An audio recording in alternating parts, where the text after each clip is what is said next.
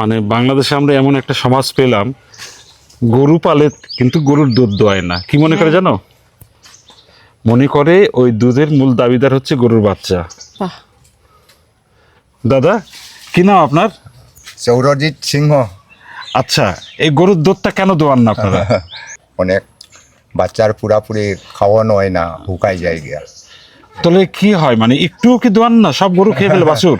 না, বড় গরু হলে মাঝে মাঝে দুধ কিরায়, একটু একটু কেনা যায়। সেরকম গরু হলে। এটা তো কিন্তু ছোট। খেয়াল করছো আজকে আমরা যে বাড়িতে তোমার উঠেছি, যেখানে থাকছি, সেখানে কিন্তু একটা মিষ্টান্ন করা হলো আজকে, সেটা পাউডার দুধ দিয়ে, গরুর দুধ না। হ্যাঁ, গুঁড়া দুধ দিয়ে। এখানে কি গরুর দুধ বিক্রি হয় না? গরুর দুধ বিক্রি হয়, এখানে একটা খামার আছে, এখানে তো খামারের গরুর দুধ বিক্রি হয়। মানে এমনি যে গৃহস্থ বাড়িতে যে গরু পালে তারা দুধ বিক্রি করে না। আপনার কয়টা গরু আছে? আমার তো ওই তো গাই বাচ্চা 3টা। গাই বাচ্চার কোনটা দুধ দুধ দেয়, মানে ছোট বাছুর খায়, কোনটা ছোটটা খায়, ছোটটা খায়? মানে দুধ যা হচ্ছে সব গরুর বাছুরই খেয়ে ফেলছে, আপনারা নিচ্ছেন না? না এক ফোঁটাও নেন না? না। তাহলে গরু এটা পেলে তো- কি করবেন?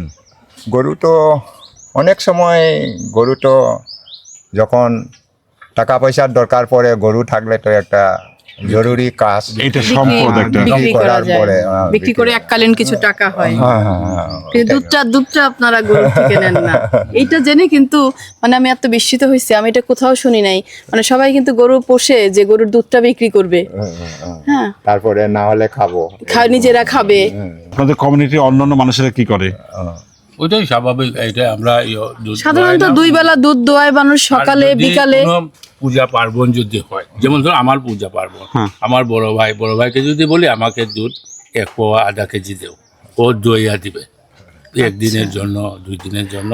মানে কিন্তু খুব প্রয়োজন হলে খুব তখন নিচ্ছে। প্রয়োজন হলে, না মানে হলে নিজেদের যে বিক্রি করে টাকা আয় হবে এই চিন্তাধারাই না, ওইটার জন্য না। ওইটার জন্য না। এটা তো সেরকম, এরকম চিন্তা ভাবনা হলে তো সেরকম গরু, বড় গরু ওই যে পালতে হয়। ওই যে মানে ফার্ম খামারে করে যে করতে তাহলে। খামারে যে ইয়ে করে এই জার্সি না হইলে অন্য গরু। এমনি কি হাল চাষ করার জন্য লাগে এই গরু, গরু তো না, হাল না চাষ শুধু করি না। ভবিষ্যৎ সম্পদ হিসেবেই?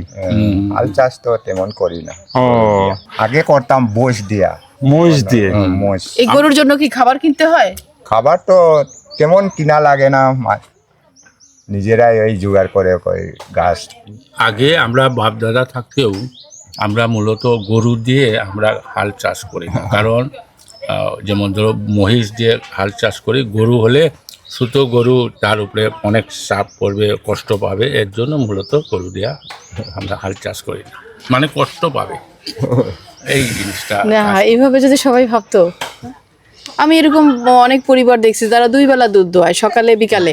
আবার কেউ একটু মায়া করে হয়তো বিকালের দুধটা দোয়ায় না, যে বিকালের দুধটা বাছুর খাবে না। এইখানে এসে আমি রীতিমতো মুগ্ধ হইলাম যে তারা একটু গরুর থেকে দুধ দোয়ায় নেয় না, মানে নিজেরা খায় না, বিক্রি করে না, পুরোটাই তারা বাছুরের জন্য রেখে দেয়, বলে এটা বাছুরের অধিকার, তার হক।